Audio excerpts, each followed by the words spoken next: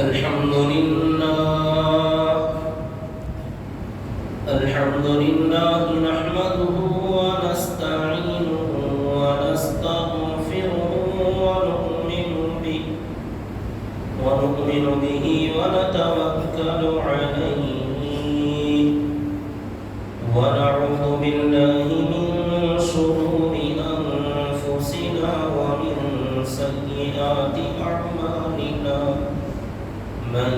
يهده الله فلا مضل له ومن يضلله فلا هادي له وأشهد أن لا إله إلا الله وحده لا شريك له وأشهد أن سيدنا وسندنا وحبيبنا ونبينا ومولانا محمدا عبده ورسوله أما بعد فأعوذ بالله من الشيطان الرجيم بسم الله الرحمن الرحيم فقد قال الله تبارك وتعالى في القرآن المجيد والفرقان الحميد إنا أعطيناك الكوثر فصل لربك وانحر إن شانئك هو الأبتر وقال النبي صلى الله عليه وسلم لا يؤمن أحدكم حتى أكون أحب إليه من والده وولده والناس أجمعين صدق الله العظيم وصدق رسوله النبي الكريم ونحن على ذلك لمن الشاهدين والشاكرين والحمد لله رب العالمين اللهم صل على محمد وعلى آل محمد كما صليت على إبراهيم وعلى آل إبراهيم إنك حميد مجيد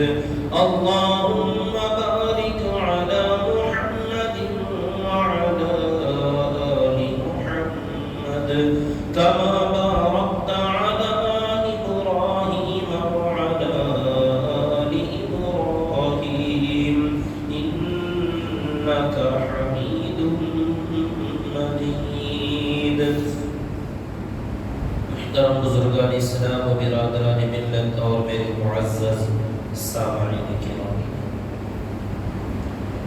اللہ کے پیارے نبی جناب محمد رسول اللہ صلی اللہ علیہ وسلم کی ذات بابرکت جو کہ رحمت للعالمین ہے، آپ تمام انبیاء میں سب سے بڑے بلکہ تمام مخلوق میں سب سے اعلیٰ و افضل مقام اللہ تعالیٰ نے آپ کو عطا فرمایا ہے۔ آپ کے چاہنے والے، آپ کی امت، چاہے وہ امت اجابت ہو یا امت دعوت، یعنی جنہوں نے آپ کو مان لیا اپنا نبی اور رسول، چاہے وہ لوگ ہوں، اور جنہوں نے نہیں مانا، آپ کا انکار کیا، وہ لوگ بھی کیوں نہ ہوں، مگر آپ کی چاہت اور آپ کی محبت میں بہت بڑا مجمع پہلے گزر چکا ہے اور اب بھی موجود ہے، اور قیامت تک ایسے لوگ آتے رہیں گے۔ ماننے والوں نے بھی، ماننے والے تو محبت کرتے، یہ بات سمجھ میں آتی ہے، نہ ماننے والوں نے بھی آپ سے محبت کیا ہے۔ ایسی بہت ساری مثالیں اب بھی ہیں، پہلے بھی گزر چکی ہیں، اور قیامت تک ایسی مثالیں ملتی رہیں گی آپ کو، کیونکہ آپ کی ذات بابرکت ایسی عظیم الشان اور ایسی مقناطیسی شخصیت ہے کہ جو بھی حقیقت میں آپ کا مطالعہ کرے گا، آپ کو پڑھے گا، آپ صلی اللہ علیہ وسلم کی زندگی کا شروع سے آخر تک جائزہ لے گا، اسے آپ سے فطری طور پر محبت ہو ہی جائے گی، کیونکہ محبت کے جو اسباب ہیں، اس کو میں نے پہلے بھی کئی مرتبہ بتلا دیا ہے، کئی بار عرض کر چکا ہوں کہ کسی کو کسی سے محبت ہونے کی وجوہات جو ہوتی ہیں، یا تو کسی کا جمال، خوبصورتی اس کا سبب بنتی ہے، یا کسی کا کمال، جو کسی کے اندر ٹیلنٹ اور ایسا ہنر ہوتا ہے، اس کمال کی وجہ سے آدمی کسی سے محبت اور عشق کرنے لگ جاتا ہے، اور کسی کے ساتھ نوال، احسان کا معاملہ، کہ کوئی کسی پر احسان کر دے، مصیبت کے وقت میں ہاتھ پکڑ لے، ساتھ دے دے، تو اس احسان کے نتیجے میں آدمی اس کا گرویدہ ہو جاتا ہے، اس کا عاشق اور اس سے محبت کرنے لگ جاتا ہے۔ تو یہ جو جمال ہے یا کمال ہے یا نوال ہے، یہ تینوں چیزیں ہمارے نبی پاک صلی اللہ علیہ وسلم کی شخصیت میں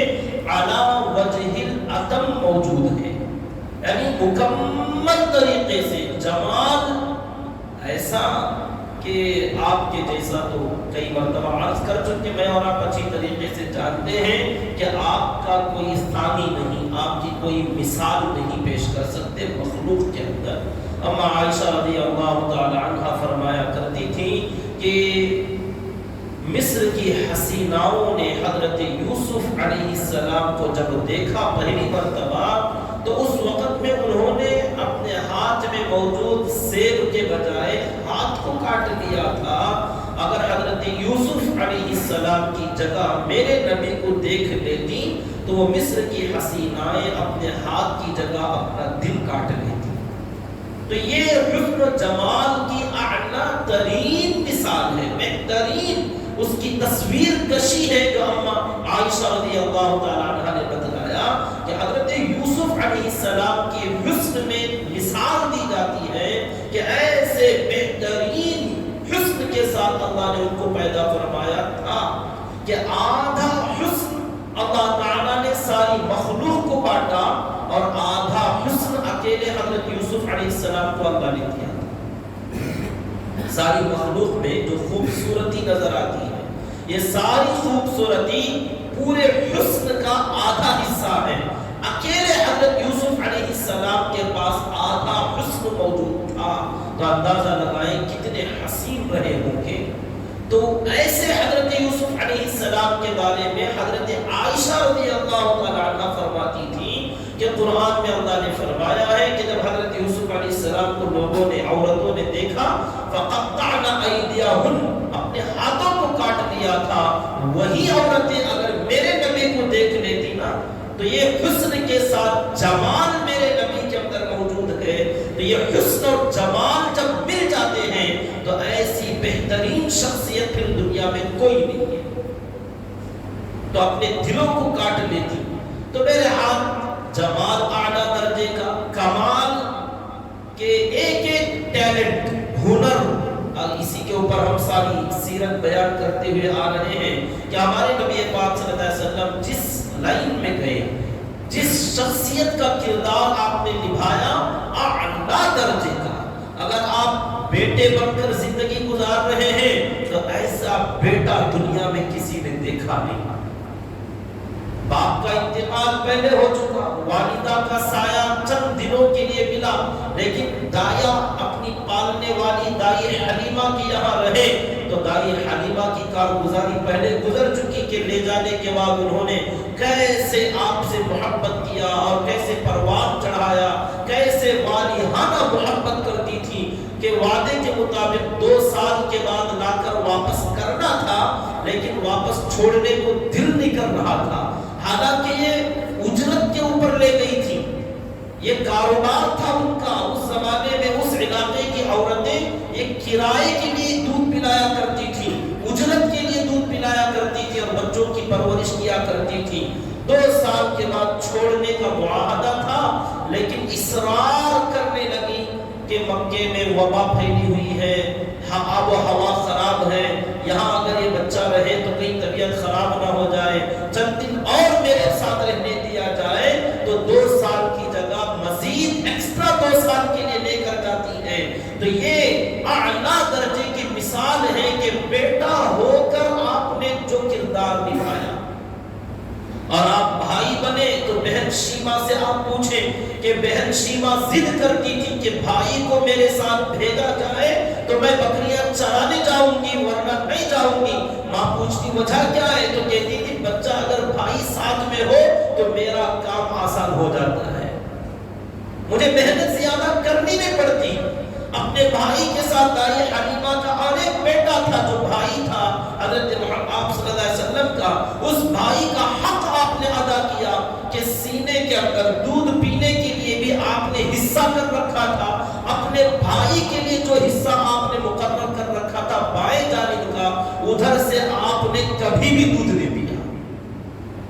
بھائی بن کر آپ نے ایسا کردار ادا کیا، اور جب آپ بڑے ہوئے شوہر بنے تو آپ نے شوہر کا کردار ایسے نبھایا، اور باپ بنے والد بن کر آپ نے وہ کردار نبھایا اپنے بچیوں کے ساتھ، بیٹیوں کے ساتھ، اور آپ استاذ بنے ہیں تو حضرات صحابہ کرام کے ساتھ، شاگردوں کے ساتھ کیسے معاملہ کرنا چاہیے۔ جس شاگرد نے بھی دیکھا، چاہے وہ قریے والا ہو، بدو ہو، دیہاتی ہو، ان پڑھ ہو، گوار ہو، ایسے ایسے لوگ آیا کرتے تھے کہ مسجد میں آئے ہیں اور بیٹھے بیٹھے مسجد میں پیشاب کر ڈالا۔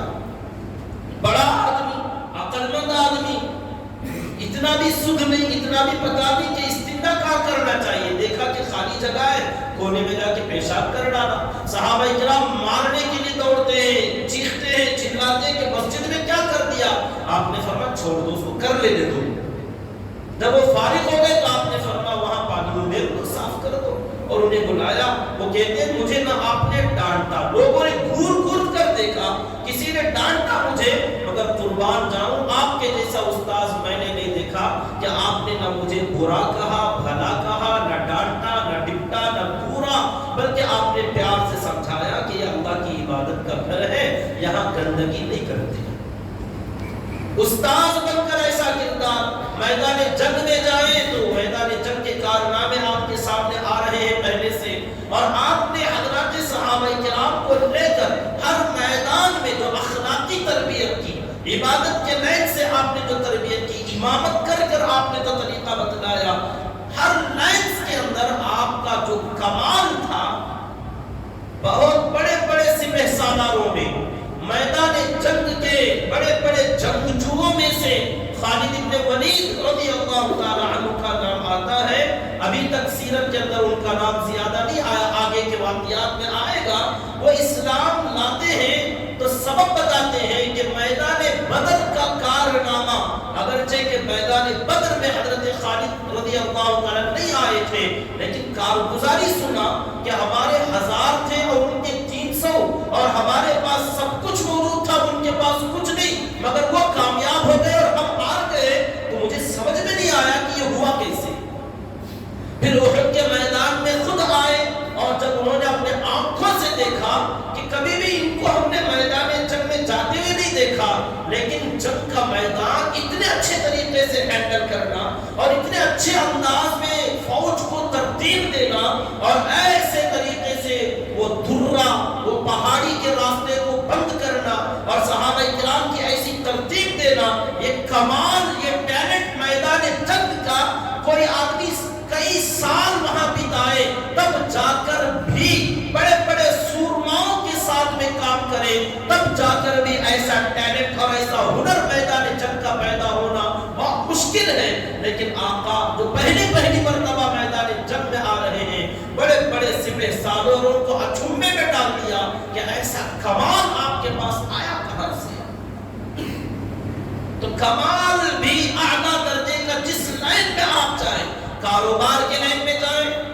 آپ نبوت سے پہلے کاروبار اپنے چچا ابو طالب کے ساتھ کرنا سیکھ گئے۔ حضرت خدیجہ رضی اللہ تعالی عنہا نے سب سے پہلا جو تعلق ہوا کاروبار ہی کے سلسلے میں، اجیر بنا کر بھیجا، اپنا مال دے کر بھیجا، اپنے غلام کو ساتھ میں رکھا کہ ان کا کاروبار کا طریقہ، ان کے بات چیت کا طریقہ، ایک ایک چیز باریکی سے نوٹ کر کے آنا اور مجھے بتانا۔ تو غلام آ کے بتاتا ہے تو حیران ہو جاتے ہیں کہ کیا بہترین انداز تجارت کے کرنے کا، کہ آنے والے گراہک کے ساتھ نرمی سے گفتگو کرنا، محبت سے پیش آنا اور اسے مال کا عیب بتانا، اور اگر واپس لے آئے تو مال واپس لوٹا دینا، یا اعلیٰ درجے کے کاروبار کے اصول اور بہترین طریقے سے تجارت کر کے بتانا کہ تمام لوگ وہ نفع حاصل نہیں کر پاتے جو آقا اپنی تجارت کے سفر میں نفع حاصل کرتے ہیں اپنے کمال اور اپنی خوبیوں کی بنیاد پر۔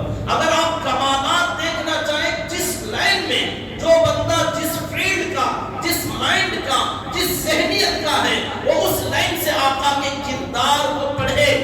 آقا کی ہسٹری کو، سیرت کو اٹھا کر دیکھے، اس لائن میں آقا مکمل طریقے سے باکمال نظر آتے ہیں۔ تو جمال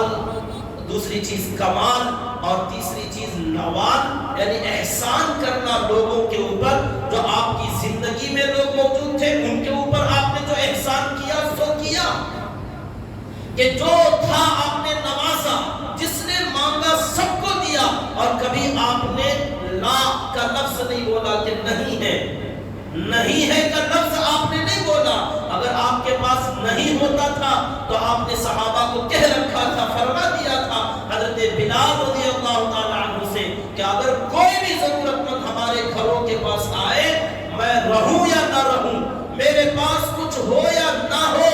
ضرورت مند کی ضرورت چاہے وہ کیسی ہی کیوں نہ ہو، اس کی ضرورت کو پورا کرنا یہ تمہاری ذمہ داری۔ کہا میں کیسے پورا کروں؟ کہا کسی سے بھی قرض لے لو، قرض لینا اور ضرورت مند کی ضرورت کو پورا کرنا، اور قرض کا وقت مجھے بتا دینا، وقت سے پہلے ہم قرض کے ادا کرنے کا انتظام کر دیں گے۔ تو سائل مانگنے والوں کی ضروریات کو دوسروں سے قرض لے کر پورا کرنا، ایسا احسان کرنے والی شخصیت دنیا میں کوئی نہیں ملے گی۔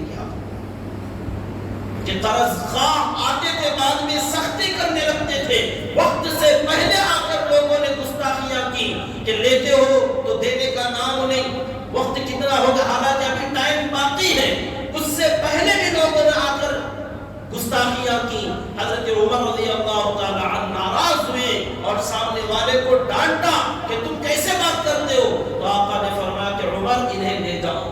اور تمہیں چاہیے تھا کہ مجھے نصیحت کرتے، مجھے کہتے کہ وقت پر قرضہ ادا کرو، اور تمہیں چاہیے تھا کہ اس سے کہتے کہ مطالبہ کرنے میں سختی نہ کرو۔ دونوں کے لیے انصاف کی بات کرتے، تم نے اس کے ساتھ جو سختی کا معاملہ کیا اسے اپنے ساتھ لے جاؤ، اس کا قرض بھی ادا کرنا، اور جو تم نے سختی کا معاملہ کیا اس کی وجہ سے تھوڑا زیادہ دے کے بھیجنا۔ احسانات آپ نے جو ان لوگوں پر کیے سو کیے، لیکن ہم لوگوں پر قیامت تک آنے والی شخص انسانیت پر، صرف ماننے والوں پر نہیں، نہ ماننے والوں پر بھی آقا کا جو احسان ہے، صرف زمین والوں پر نہیں بلکہ آسمان والوں پر اپنے نبی کا جو احسان ہے، صرف انسانوں اور جنات اور حیوان اور جمادات اور نباتات پر نہیں، فرشتوں کی مخلوق پر آقا کا جو احسان ہے، کسی کا وہ احسان نہیں۔ حضرت جبریل امین پوچھے کہ آپ رحمت للعالمین، تمام جہانوں والوں کے لیے رحمت ہے۔ آقا نے حضرت جبریل امین سے پوچھا تھا کہ تمام جہانوں کے لیے مجھے رحمت بنایا گیا، تو کیا تمہارے بھی لیے میں رحمت ہوں؟ کہا ہاں۔ کہا تمہارے لیے کیا ملا میری رحمت کا حصہ؟ کہا میں پریشان تھا، میں یہ سوچ رہا تھا کہ اللہ نے جو مجھے بڑی ذمہ داری دی ہے کہ اللہ کی باتیں نبیوں تک پہنچانا، نبیوں کی باتیں اللہ تک پہنچانا، میں پیغام میسج لانے لے جانے کا کام بہت پہلے سے کر رہا ہوں، مجھے ڈر لگا رہتا تھا کہ پتہ نہیں میرا کام صحیح ہوا یا کہیں میری کچھ گڑبڑی ہو گئی۔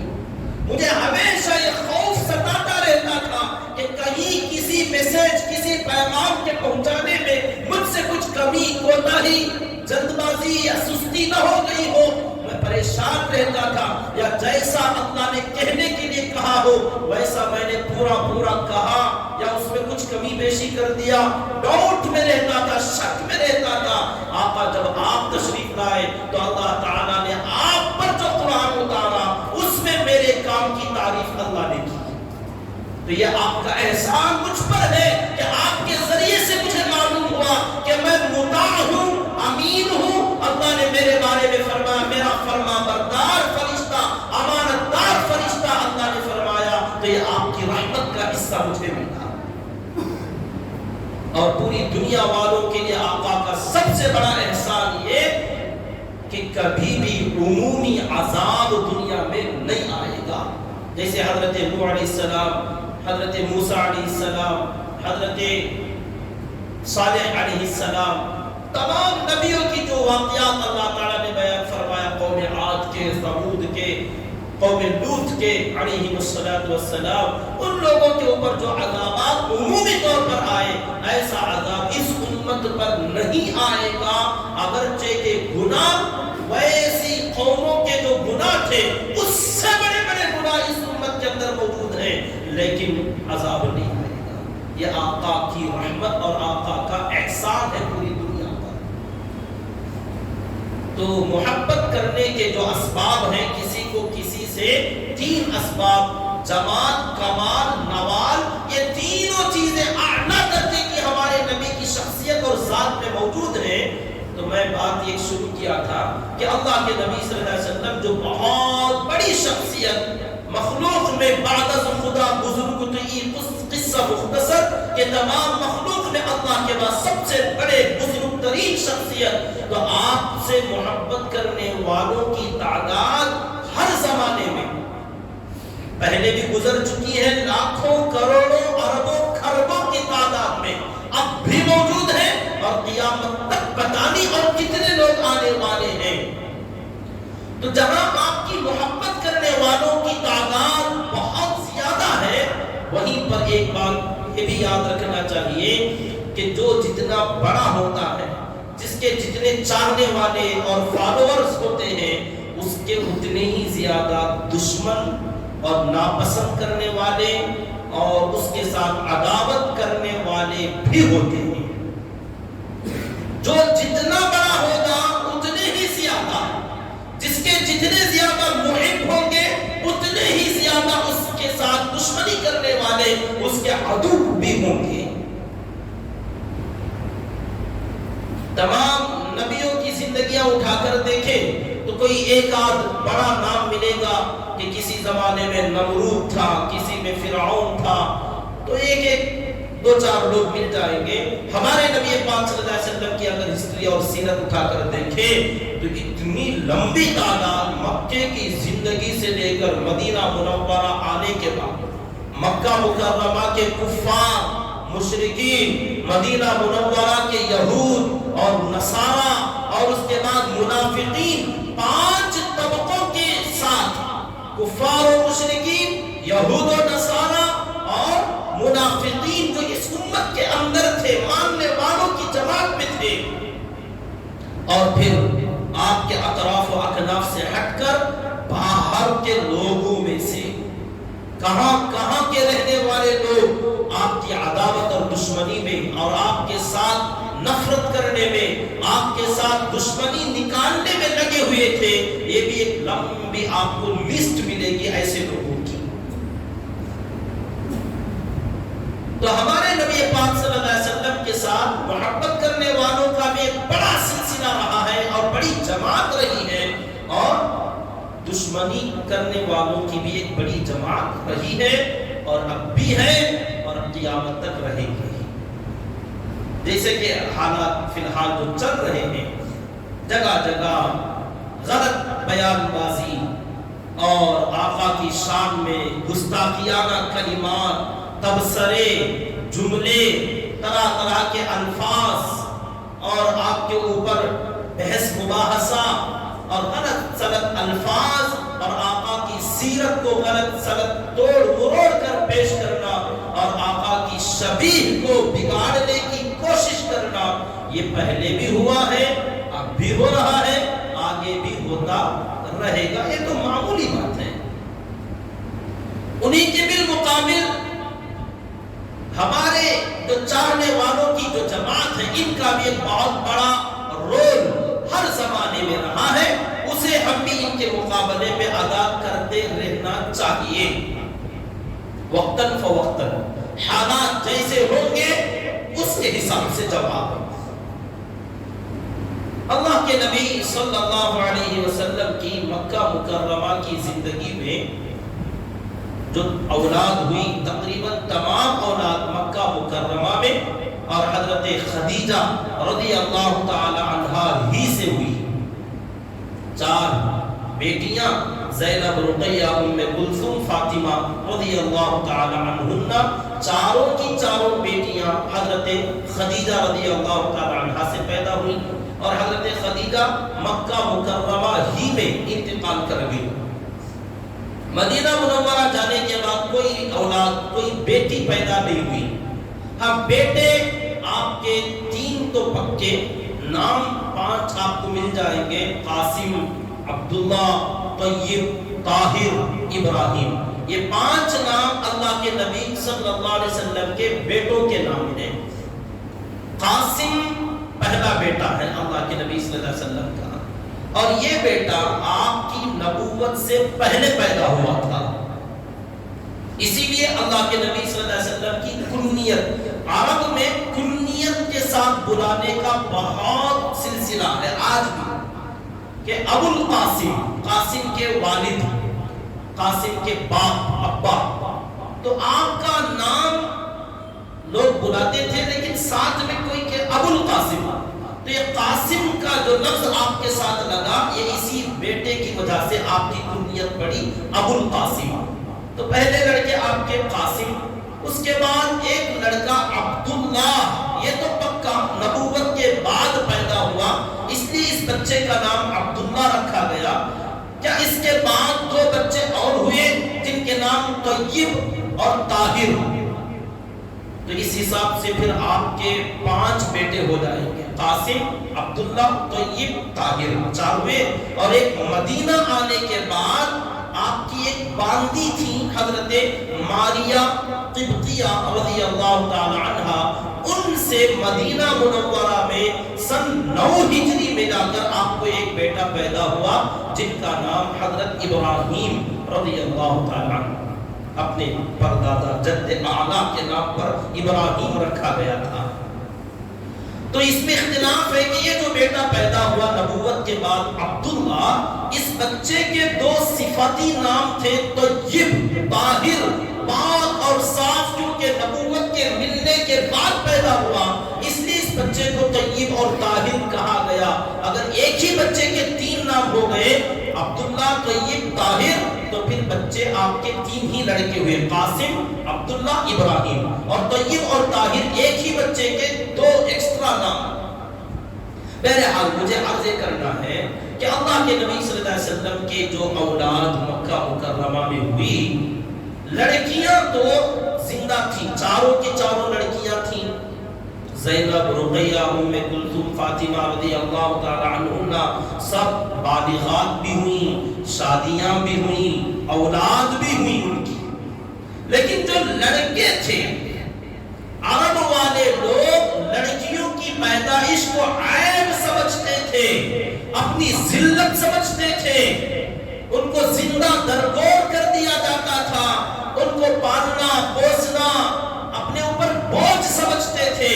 اسی کے بالمقابل اگر لڑکا پیدا ہو جاتا تو لوگ سمجھتے تھے اس کی تو نصیب، اس کی تو قسمت، یہ تو بڑے مقدر والا آدمی کہ اس کو لڑکا ہو گیا، اور لڑکی کی پیدائش کو لوگ کسی کا شراب سمجھتے تھے،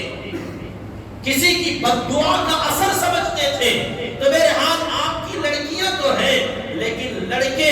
ایک کے بعد ایک آپ کا انتقال کر گیا، بچپن ہی میں بچے لڑکے انتقال ہو گئے، تو آپ کے جو دشمن تھے آپ کے بارے میں کہنا شروع کیا کہ اس نبی کے بارے میں زیادہ فکر مت کرو، ان کا یہ سلسلہ زیادہ دن تک چلنے والا نہیں ہے، کیونکہ ان کے اولاد نرینہ، ان کے جو لڑکے ہیں ایک بھی زندہ بچ نہیں رہا ہے، جس کے لڑکے نسل نہیں چلے گی، اس کا ونش ختم ہو جائے گا۔ تو اس نبی کے بارے میں زیادہ فکر کرنے کی ضرورت نہیں ہے، کیونکہ اس کے لڑکے زندہ نہیں ہیں، تو اس کے ماننے والے، اس کے چاہنے والے بھی زیادہ دن نہیں رہنے والے۔ تو اسے ایک جملہ وہ لوگ کہتے تھے ہوا ابتر، کہ یہ تو ابتر ہے، دم بریدہ ہے، اس کا سلسلہ کٹا ہوا ہے، یہ نسب آگے چلنے والا نہیں ہے، ان کا سلسلہ منقطع ہے، یہی اسٹاپ ہو جائے گا۔ تو اسے عربی میں کہتے تھے ابتر، کہ ختم، یہ ان کی زندگی تک ہے، ان کے جانے کے بعد ان کا کوئی نام لینے والا، ان کی اولاد، ان کی نسل، ان کا نسب نہیں باقی رہنے والا۔ جب نسل نہیں رہے گی تو ان کا دین، ان کا دھرم، ان کا مذہب سب ختم ہو جائے گا۔ تو یہ ان کا خیالی پلاؤ تھا، شیخ چلی کا پلاؤ انہوں نے پکایا اور لوگوں میں کہنا شروع کیا کہ یہ محمد صلی اللہ علیہ وسلم جو ابتر ہے، یہ ابتر ہے، ان کا سلسلہ نہیں چلنے والا ہے، یہ زیادہ دن دنیا میں چمکنے والے نہیں ہیں، بس چند دنوں کی ان کی جب تک یہ زندگی ہے اس وقت تک چلے گا، جیسے یہ جائیں گے دنیا سے ان کا دین بھی ختم، ان کا نام بھی ختم۔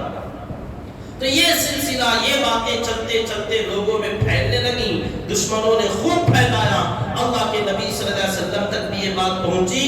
تو بشری تقاضا، فطری طور پر انسان ہونے کے ناطے آپ کو بھی بڑی تکلیف ہوئی کہ ایک تو لڑکے انتقال کر گئے، ایک کے بعد ایک، قاسم کا بھی انتقال اور عبداللہ کا بھی انتقال ہو گیا، اب اس کے بعد کوئی لڑکا ہوا بھی نہیں، حضرت خدیجہ رضی اللہ تعالی عنہ بھی انتقال فرما گئی، بیٹیاں تو ہیں لیکن عرب میں اس وقت میں جو سسٹم تھا، جو سلسلہ تھا، جو لوگ سمجھتے تھے، اس کے مطابق آقا کو بڑی کوفت اور بڑی اذیت اور بڑی تکلیف ہوئی، اور دشمن اس کو خوب پھیلا رہے ہیں، خوب اڑا رہے ہیں۔ تو اللہ تبارک و تعالی نے اس موقع پر یہ بہت بڑا مشتع جاں فضا، یہ بہت بڑی خوشخبری آقا کو دی۔ مختصر سا چھوٹا سا سورہ کوثر اللہ نے نازل فرمایا، انا اعطیناک، اے نبی جی آپ کو ہم نے دیا، کیا دیا؟ الکوثر، انا اعطیناک الکوثر، کہ نبی جی ہم نے آپ کو کوثر دیا ہے۔ اب یہ کوثر کیا چیز ہے؟ کوثر ایک اس کا مشتق، اس کا جو مادہ ہے جس سے یہ نکلا ہوا ہے، یہ ہے کاثورا، کثرت۔ کثورا عربی میں کثرت، بہت زیادہ، تو یہ کاثورا، کثورا سے نکلا ہے کوثر، کہ ہم نے آپ کو کوثر دیا۔ اس کے معنی کے اندر ایک لفظ ہے کہ بہت زیادہ ہم نے آپ کو دیا۔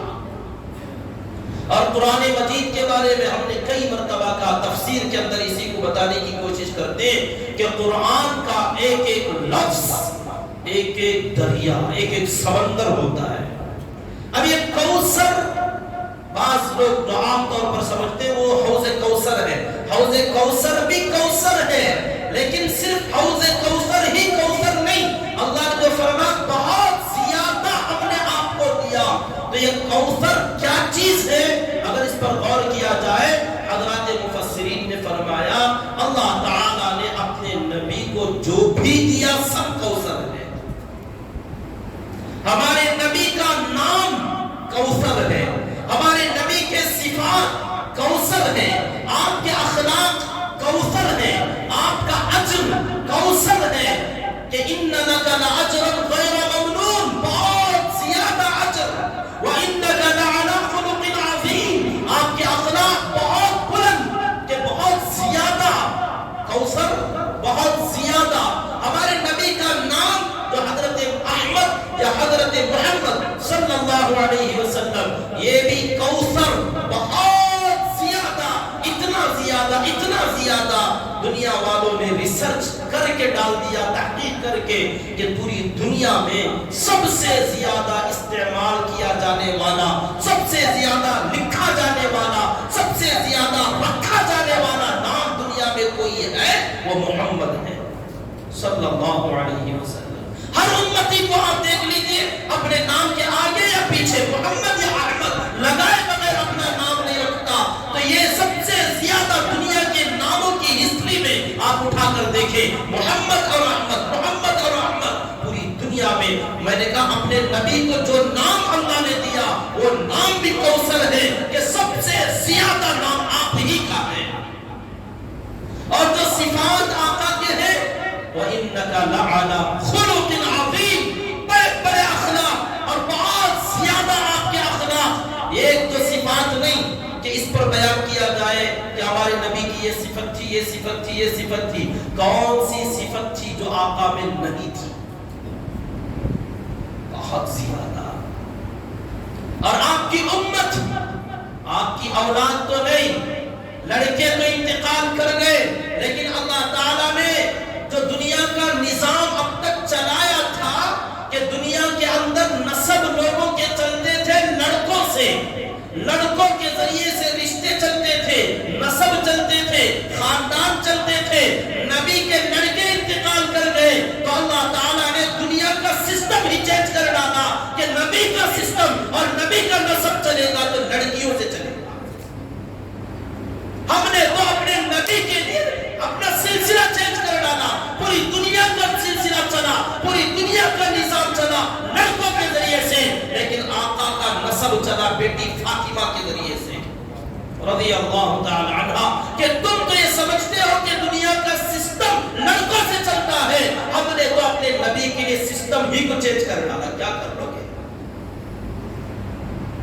پوری دنیا میں سید سید سید آقا کا خاندان اتنا بڑا دنیا میں پھیلا ہوا کوئی دوسرا خاندان نہیں ملے گا۔ پوری دنیا میں تلاش کر لیجئے، چپے چپے میں چلے جائیے، کسی قریب دیہات میں چلے جائیے، آقا کا نسب، آقا کا سلسلہ حسنی یا حسینی، آقا کی جو دو نواسے ہیں ان نواسوں کے ذریعے سے اللہ تعالیٰ نے ساری دنیا کے اندر آپ کا نسب کو پھیلا دیا کہ بیٹے نہ ہوئے تو کیا ہوا، بیٹی کے ذریعے سے پوری دنیا میں آقا کا نسب اور سلسلہ اور آپ کا خاندان جو ہمارے سروں کا تاج ہے سید خاندان آج ہمارے سامنے موجود ہے الحمدللہ۔ تو دشمنوں کا یہ کہنا کہ آقا محمد صلی اللہ علیہ وسلم ابتر ہے، یہ گم بریدہ ہے، ان کا سلسلہ ختم ہو جائے گا، آقا کو بڑی تکلیف ہوئی تو اللہ تعالیٰ نے فرمایا نبی جی غم نہ کریے، تکلیف میں آپ نہ رہیں، ہم نے تو آپ کو کوثر دے دیا، اور جو بھی دیا سب کوثر ہے۔ آپ کو جو دین دیا دوسرے نبیوں کی طرح نہیں، چند سالوں کے لیے، چند علاقوں کے لیے، چند ملکوں کے لیے، چند قبیلوں کے لیے، ہم نے آپ کو جو دین دیا بڑا کوثر، بہت زیادہ، اتنا زیادہ دیا کہ پوری دنیا کے لیے آپ ہی کا دین ہوگا، اور مختصر وقت کے لیے نہیں کہ 40 سال 50 سال 2000 سال 1000 سال کے بعد دوسرے آ جائیں گے، نہیں،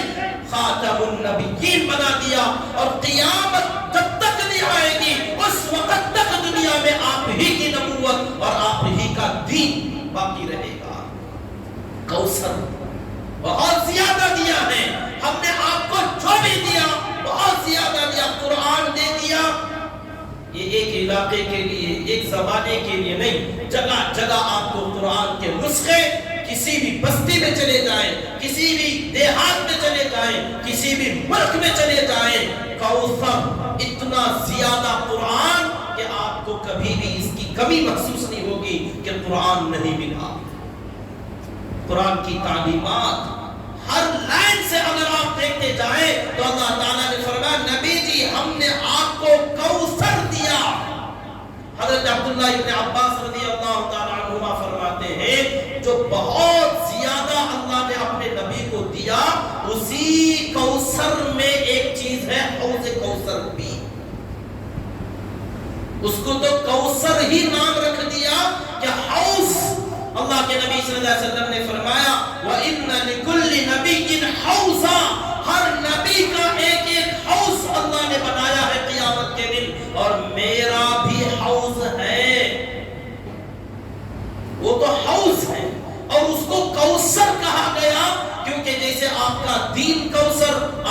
صفات کوثر، آپ کا نام کوثر، آپ کا نسب کوثر، کوثر مطلب بہت زیادہ، تو ایسے ہی آپ کا حوض بھی بہت زیادہ کوثر، اتنا بڑا، اتنی کثیر مقدار میں۔ اللہ کے نبی صلی اللہ علیہ وسلم نے فرمایا کہ میرے حوض میں لوٹے، کوزے، پانی پینے کے گلاس جو وہاں پر ہیں، حوض میں میرے جو لوٹے ہوں گے آسمان کے ستاروں کی طرح ہوں گے۔ آسمان میں جو ستارے انگنت کسی نے آج تک گن نہ پایا، تو جیسے ستارے آسمان میں ہیں، میرے حوض کے لوٹے اتنے زیادہ ہوں گے، تو اندازہ لگا حوض کتنا بڑا ہوگا۔ کوثر ہے، بہت زیادہ ہے، اور فرمایا ہر نبی کی حوض پر پینے والے جائیں گے، میری بھی حوض پر اتنے زیادہ لوگ آئیں گے، میں امید کرتا ہوں کہ سب سے زیادہ پینے والوں کی تعداد میرے ہی پاس آئے گی۔ تو میرے ہاتھ اللہ تعالیٰ نے تسلی دیتے ہوئے فرمایا اِنَّا أَعْطَيْنَاكَ الْكَوْثَرَ فَصَلِّ لِرَبِّكَ وَانْحَرْ۔ اے نبی جی، اب آپ اتنا بڑا انعام ہم نے آپ کو دیا ہے، تو اپنے رب ہی کے لیے آپ عبادت کیجئے، رب کی عبادت، نماز پڑھیے، اور قربانی بھی کیجئے تو اپنے رب ہی کے لیے قربانی کیجئے۔ اور ان دشمنوں نے جو رائتہ پھیلایا ہے، آپ کے بارے میں جو شوشہ چھوڑا ہے کہ آپ ابتر ہیں، آپ کا سلسلہ کٹ ہو جائے گا، ختم ہو جائے گا، دنیا کو بتا دیجئے ان شانئک هو الابتر، کہ جو آپ کا دشمن ہوگا وہی ابتر ہوگا، اسی کا سلسلہ ختم ہو جائے گا، وہ بے نام و نشان ہو جائے گا۔ آپ بتائیے اللہ کے نبی صلی اللہ علیہ وسلم کے دشمن، جیسے کہ میں نے کہا بہت لمبے لسٹ تھی ان کی، ان میں سے کتنے نام لوگ جانتے ہیں؟ بہت مشکل سے ابو جہل، ابو لہب، بہت مشکل سے، اگر کسی کو زیادہ کچھ جانکاری ہو، اللہ کے نبی صلی اللہ علیہ وسلم کے بڑے دشمنوں میں اگر کوئی نام یاد آتا ہو، ابو جہل، ابو لہب، لمبی لسٹ تھی، کہاں گئے؟ نام و نشان مٹ گیا۔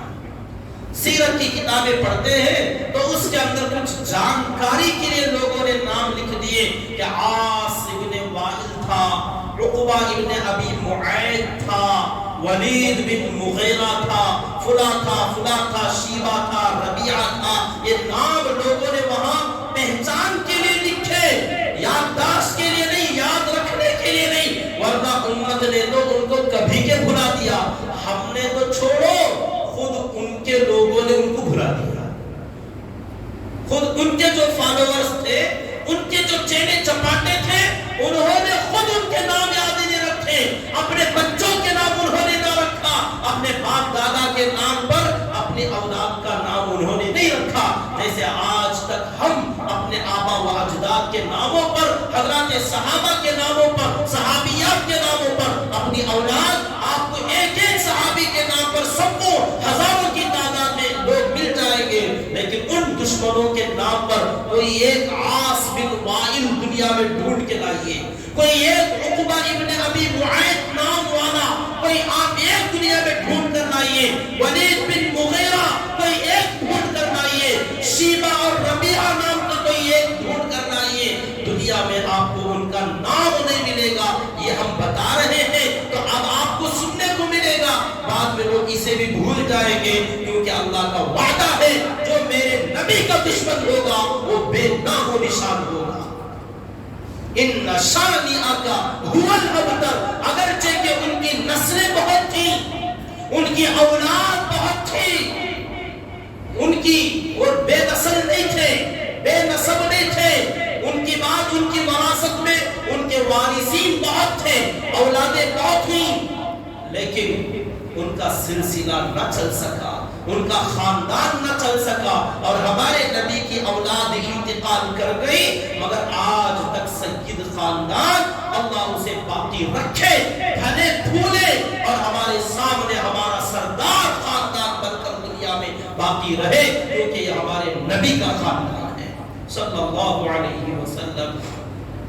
تو میرے دوستوں اور بزرگوں، ہر زمانے میں ہمارے نبی پاک صلی اللہ علیہ وسلم کے ساتھ دشمنی والا معاملہ کیا گیا، ہمارے نبی کو گالیاں بکی گئی، جیسا کہ آقا نے لوگوں کو جمع کیا اور بہترین وحدانیت کی دعوت دی، تو ابو لہب کا وہ جملہ تھا تبن لک یا محمد الہذا جمعتنا، نعوذ باللہ من ذلک، اے محمد صلی اللہ علیہ وسلم آپ کے ہاتھ شل ہو جائے، آپ کے ہاتھ بیکار ہو جائے، کیا اسی کے لیے آپ نے ہم کو جمع کیا تھا؟ تو اللہ تعالیٰ نے اس کے عذاب میں، اس کی وعید میں، اس کے لعنت میں تبت یدا ابی لہب نازل فرما دیا۔ اس کا جملہ تو دنیا کو یاد نہ رہا، لیکن تبت یدا ابی لہب بچہ بچہ یاد کر گیا۔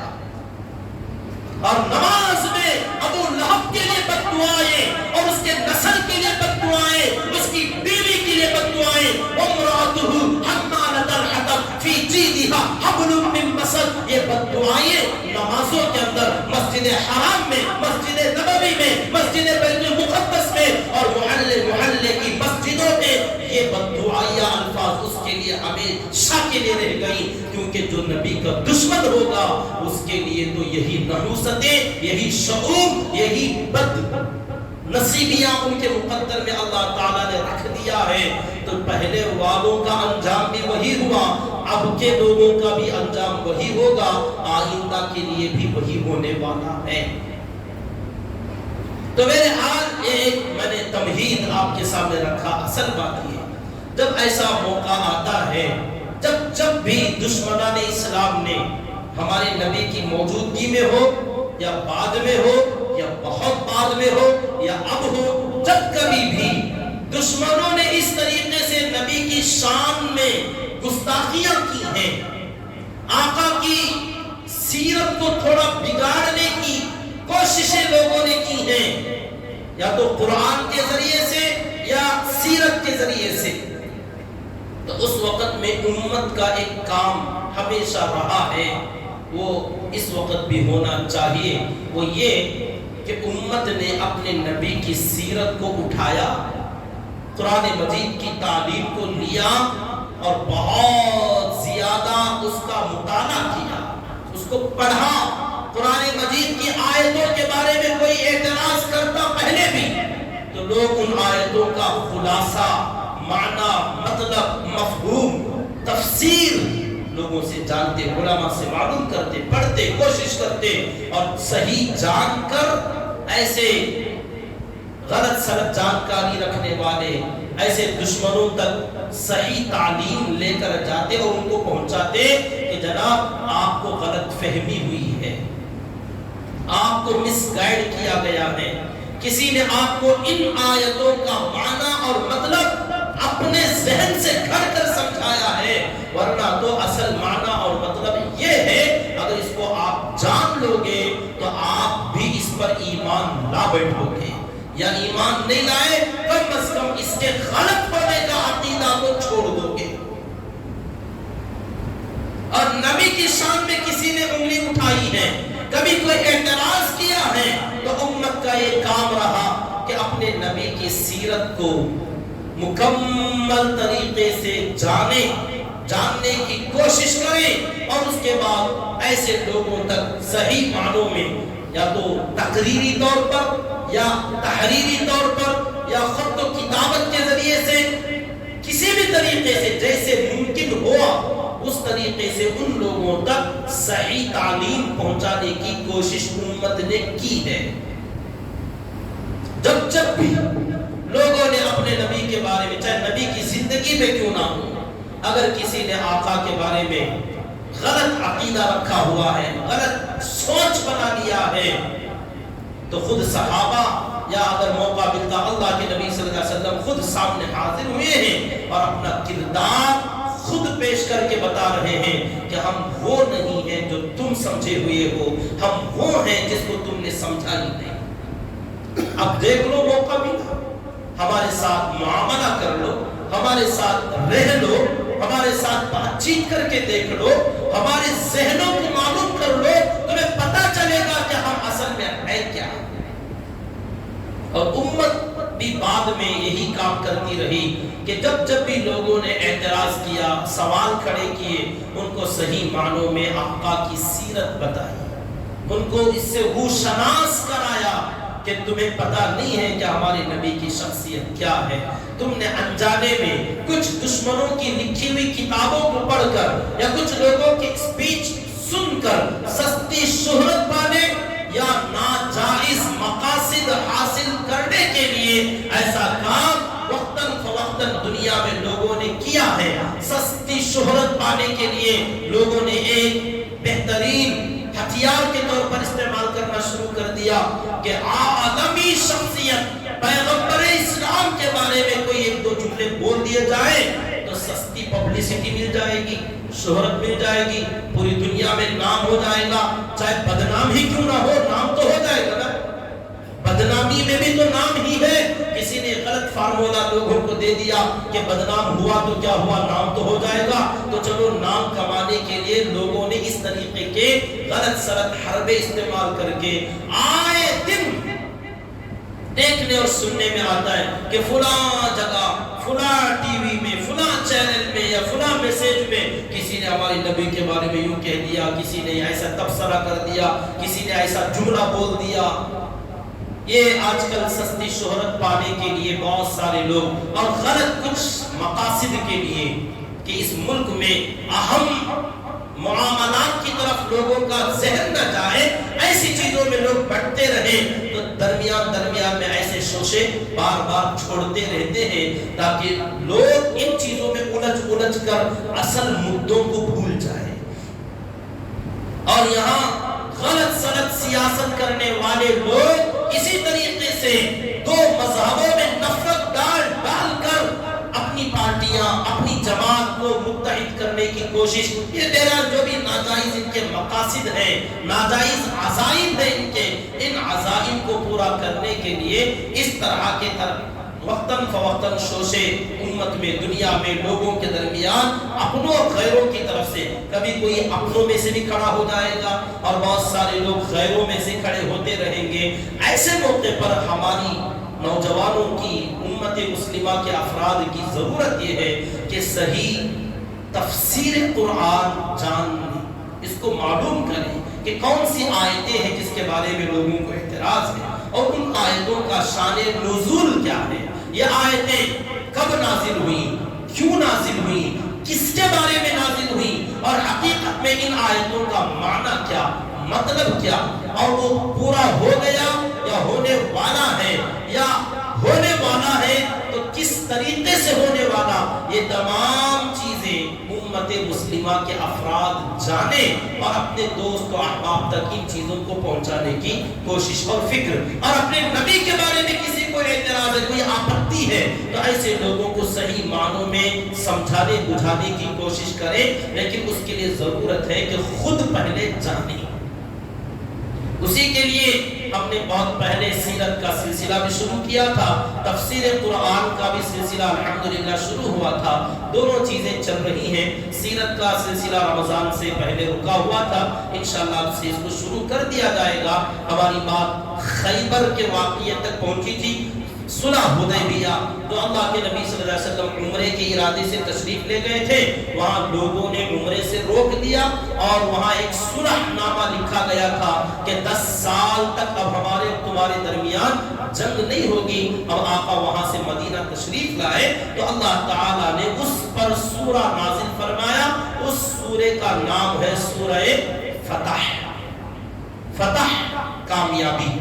کامیابی یہ ہماری زبان میں بولتے ہیں، عربی میں اصل میں فتح کا معنی ہے کھولنا،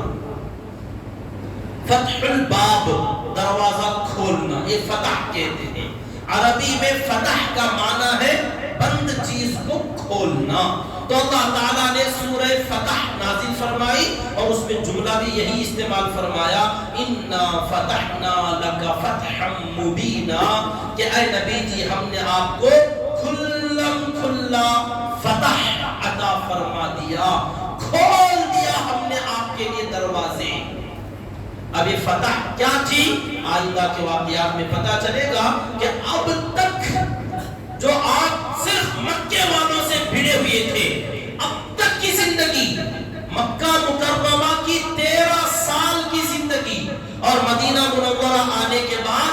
6 سال کا عرصہ گزر گیا یہ حدیبیہ کے موقع تک، تو 13 اور 1 6 19 سال کا زمانہ آقا کی نبوت کی محنت کا زمانہ، اور یہ پوری محنت 19 سال کے اندر صرف مکے والوں سے تھا، اور آپ کو دین پہنچانا ہے پوری دنیا میں، پوری دنیا کے آپ نبی ہیں، اور آپ کو مختصر وقت ملا 20 پر 3 سال کی زندگی، آپ کی نبوت کی محنت والی زندگی کا ٹائم صرف 20 پر 3 سال، 23 سال کی زندگی میں پوری دنیا کے نبی، پوری دنیا میں دین پہنچانا آپ کا کام، اور 19 سال گزر گئے صرف مکے والوں سے ان کو سمجھاتے ہوئے، ان کو بلاتے ہوئے، ان سے لڑتے ہوئے، ان سے مقابلہ کرتے ہوئے، وہاں سے چھوڑ کر یہاں آئے تب بھی مکے والوں ہی کے ساتھ، اب تھوڑا موقع ملا تو مدینہ اس کے ساتھ شامل ہو گیا، لیکن تھا جزیرۃ العرب، اب عرب کے باہر کام کرنا تھا، تو یہ صلح جب ہو گئی کہ 10 سال تک ہمارے اور تمہارے درمیان جنگ نہیں ہوگی، تو اب موقع ملا باہر کے دروازے کھولنے کا، کہ اب جزیرۃ العرب سے باہر نکلو، اللہ نے فرمایا ہم نے آپ کو فتح دی، باہر کے دروازے کھول دیے، اب آپ یہ جزیرۃ العرب کا ٹینشن چھوڑ دیجئے، اب رخ کیجئے ایران کا، ملک روم کا، قیصر، کسرا، قسطنطنیہ اور فارس، روم، ان بادشاہوں کی طرف آپ رخ کیجئے، اور حبشہ، یہ جو ممالک آپ کے سامنے ہیں، ان بادشاہوں اور ان ملکوں کی طرف رخ کیجئے، ان کے دروازے اب ہم نے آپ کے لیے کھولے ہیں۔ مصر، مقوقس، آپ نے ان تمام بادشاہوں کی طرف اب رخ کرنے کا ارادہ کیا، تو خیبر سے واپسی کے بعد حضرات صحابہ کرام کو آپ نے جمع کیا، اور اس کے بعد آپ نے خطبہ دیا، بیان کیا، اس کے اندر آپ نے یہی بات رکھی کہ دیکھو اللہ تعالیٰ نے اب ہمیں دروازے کھول دیے، اب ہمیں باہر محنت کرنے کا موقع ملا ہے، تو میرا ارادہ ہے کہ باہر کے بادشاہوں کو رابطہ کروں، کیونکہ بادشاہ اصل ہوتا ہے اور رعایا بادشاہوں کے دین پر ہوتی ہے، تو بادشاہ کا جو دین ہوگا اس کی رعایا کا وہی دین بن جاتا ہے، اس لیے ہم بادشاہوں کو ڈائریکٹ خط لکھیں گے اور ان کو دعوت دیں گے، ان کو پیغام بھیجیں گے کہ ہمارے دین کو قبول کریں، یہ اللہ کی دعوت کو قبول کرنے کی دعوت ہم بھیجیں گے، اور آپ نے ساتھ میں صحابہ سے فرمایا اب یہ کام تمہیں کرنا ہے، تمہیں میں ذمہ داریاں دینے والا، تم میں سے جس کو جہاں جہاں بھیجنے کے لیے میں فیصلہ کروں اور جس کو جانے کے لیے کہوں، تو تم میں سے ہر کوئی تیار ہو جانا۔ حضرت عیسیٰ علیہ السلام کے حواریوں کی طرح تم مت بن جانا کہ قریب میں جانے کے لیے کہا تو تیار ہو گئے،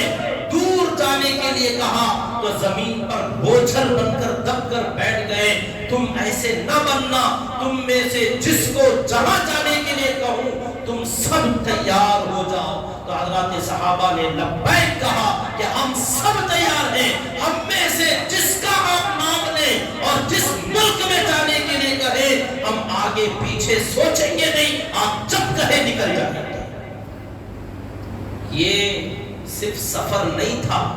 یہ کوئی سفارت کا کام نہیں تھا کہ یہاں خط لے گئے وہاں دیا اور وہاں سے کوئی جواب لے کر آئے، بلکہ اپنی جان لے کر جاتے تھے کہ واپس وہ بادشاہ بھیجے گا کہ نہیں بھیجے گا پتہ نہیں۔